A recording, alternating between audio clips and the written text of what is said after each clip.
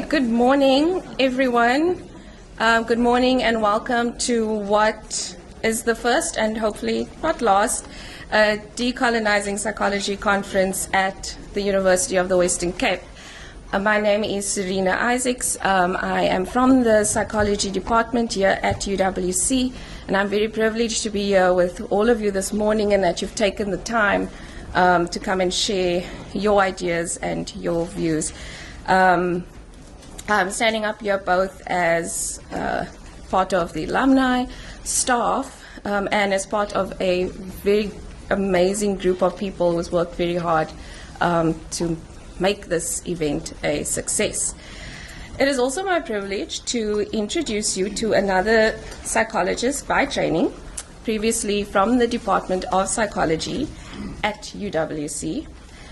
During his inauguration speech in 2015, Professor Tyrone Pretorius said, and I quote, "Past models of success may be inappropriate, even disastrous, if adopted uncritically. What was good for yesterday may not be good for today. We have to adapt or go under in a very dynamic environment."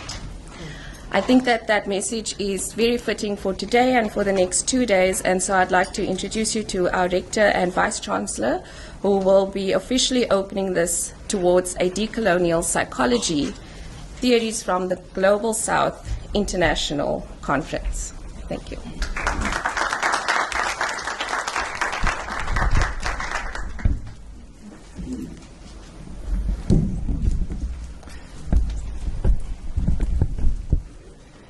Thank you, Serena. I have to acknowledge some people that I don't see around, but in their absence, Professor Norman Duncan, in his presence, Professor Garth Stevens, Kopano Ratele, Glenn Adams. Thank you for your vision and all of your efforts to bring this conference to UWC. Also like to thank all of the institutions that are co-hosting this event with UWC. You see all of them there, but let me acknowledge them: UNISA, WITS, the University of Pretoria, the South African Medical Research Council, the Pan-African Psychology Union, the Society for the Psychological Study of Social Sciences, the American Psychological Association, and in particular their Office of International Affairs, all of these organizations and institutions who have contributed financially and intellectually towards the conference. I'd like to thank in particular my UWC colleagues, Umesh Bauer, Serena Isaacs, Maria Florence, and all of the others that have worked tirelessly in coordinating and planning this event. All of the conference delegates here, good morning to all of you. Welcome to the University of the Western Cape, and thank you for giving me the honor of opening this conference. Also, thank you for my morning walk, because it's quite a walk from the administration building to this event. It's my only exercise for the day. It's a special pleasure for me to open this event, given that my own disciplinary background is psychology. But let me hasten to add, a dormant psychologist. I'm hibernating at the moment, and I hope to rise from my slumber in 5 years' time when my term comes to an end. Allow me to also to extend a very, very warm welcome to several UWC stalwarts and former colleagues. I see Professor Sats Cooper in the front, Professor Garth Stevens, I saw Shanaz Shufla earlier in the morning. All of you, welcome home. I know some of you have not been here, and Muhammad Sadat just walked in, so let me also acknowledge him. Some of you might not have been around, and I'm sure for a while, and I'm sure you're amazed at the transformation physically that has taken place at UWC. Let me confirm to you that UWC actually have street names on the campus these days. And in fact, these street names appear on GPS. So UWC has arrived.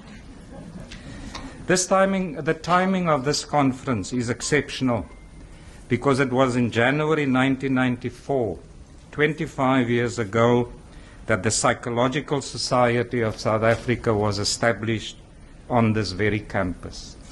Up until then, psychology was governed by separate, racially driven organizations, as was just about everything in our country at that time. It therefore somehow makes sense that you are gathered here today and tomorrow to discuss and debate decoloniality and what it means for the global South. It's been interesting to note how discussions about relevance in the early 90s have evolved into a close examination of the debates around decoloniality and decolonization. In the 1980s, Professor Jakes Gerwel was Vice-Chancellor of UWC, and at the time I served a term as head of the Department of Psychology. One day he summoned me to his office, and in those days being summoned to the Vice-Chancellor's office is very different to these days where you just walk into the office of the Vice-Chancellor. But Professor Gerwel summoned me, and he confronted me with a 1981 article of Holtstock on psychology and colonialism. Some of you might know that article. He interrogated me on the dominant traditions within our own psychology department, given the Rogerian traditions within the Afrikaans universities and the more liberal traditions of the English-speaking universities. He challenged me at the time to reflect on his own ideological positioning of UWC as the University of the Left. And he asked me how this might influence the discourse and the curriculum in our own department. As I will indicate, as a department, we have made some strides, but at the time I could only lamely indicate to him that the dominant traditions at historically black institutions depends on where the professors within those departments come from. So in some historically black institutions, they had professors from the liberal English universities, and those were the traditions that prevailed in those institutions.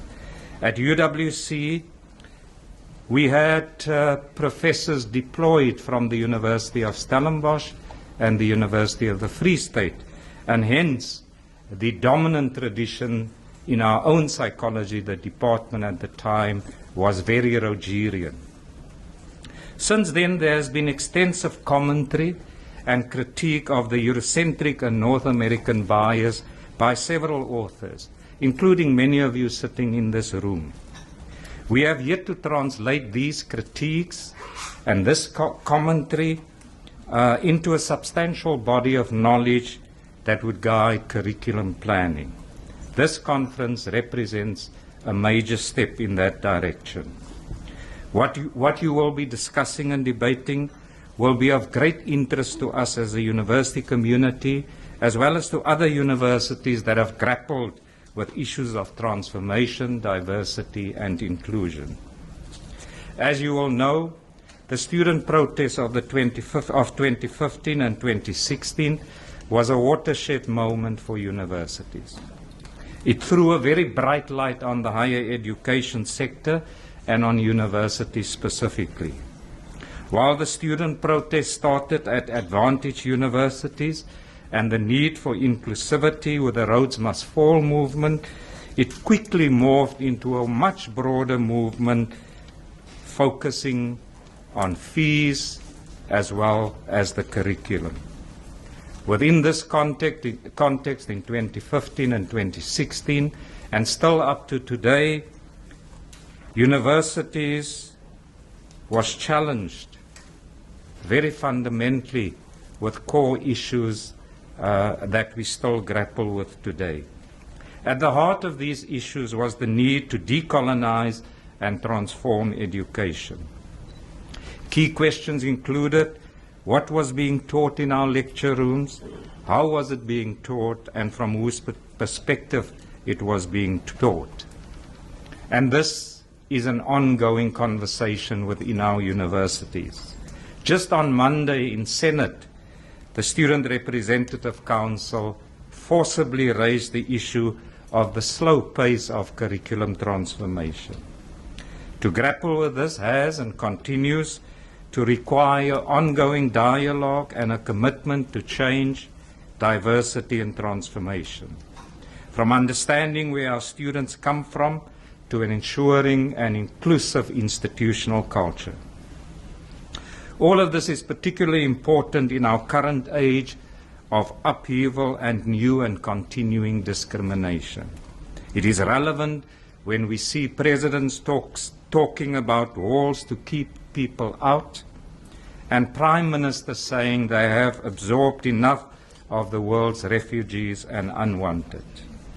It is also relevant when we as a university engage with our surrounding communities, intimately knowing that to be poor and that to be marginalized is in our country is inevitably synonymous with being a black South African. My personal and intellectual journey has been influenced and to a large extent shaped by UWC's history and its continued commitment to ongoing engagement with difficult and uncomfortable questions and exploring new terrains. Since my very first conversation with Professor Gerwel about the traditions within South Africa, we have gone some way to addressing those concerns. I do remember our very earliest attempts, and some of you that might have been around at the time, our very earliest attempts at being relevant was to focus on Lazarus multimodal therapy. But the only thing that was relevant about Lazarus' multimodal therapy was that he was born in South Africa. Apart from that, very little of his theory and his approach to therapy has any relevance for South Africa. However, in the 1990s, the psychology department at UWC was one of the few departments in the country to offer courses on the psychology of racism and the psychology of gender. I'm aware that at the moment, for example, our department offers a course on social identity in which the work of Frantz Fanon features prominently, and also the work of the Somali psychologist Hussein Bulhan. UWC's honors course in social psychology, entitled The Psychology of Oppression, is a very useful starting point for us as a department to reflect on approaches to decolonization. But I'm not here this morning to suggest what you should be focusing on. I'm here to welcome you and to open your conference. One of my pet gripes is welcome. What more is there to say? And so I often think that what they actually mean is that I need to stand at the door and say welcome to each and every one. I am, however, very interested as a psychologist myself and as a university leader struggling with the issues of transformation of the curriculum. I'm therefore very interested in the outcomes of your debates and your discussions. I hope that your engagement will provide useful pointers not only for psychology as a discipline, but for the university as a community as it struggles with the ongoing challenge of transforming the curriculum. I must confess with a sense of sadness that at moments like these is when I question my career choices.